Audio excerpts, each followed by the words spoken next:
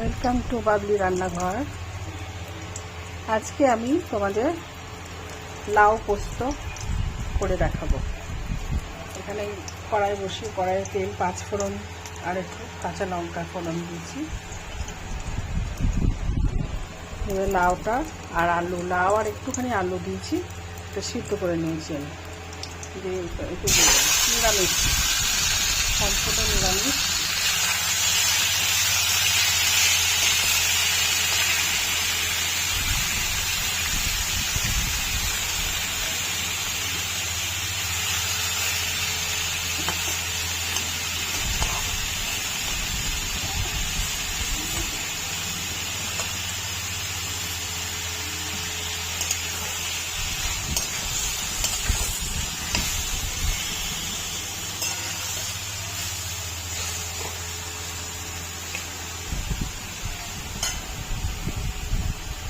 তোমরা কে কে লাউ পোস্ত খেতে ভালোবাসো?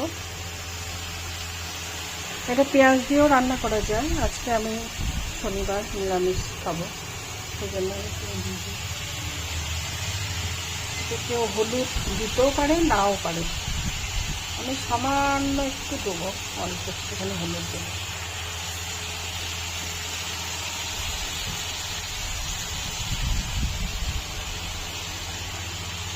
আমার গলাটা একটু বসে আছে। আমার তো গলায় একটা অপারেশন হয়েছে, হওয়ার পর থেকে গলার টোনটা অন্যরকম হয়ে গেছে। তোমরা একটু কষ্ট করে হেডফোন লাগিয়ে শোনো।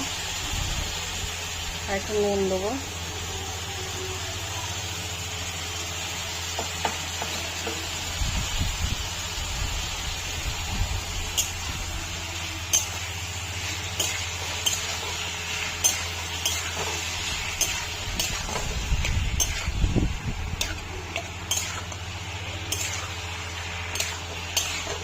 আমাদের ঘটি ঘরে বাঙালিদের পোস্ত সবারই খুব প্রিয়, তবে আমি খুব একটা পছন্দ করতাম না পোস্ত খেতে।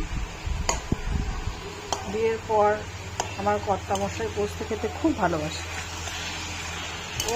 ওকে রান্না করে দেওয়াতে আমার পোস্ত খাওয়ার প্রতি ভালোবাসা বেড়ে গেছে।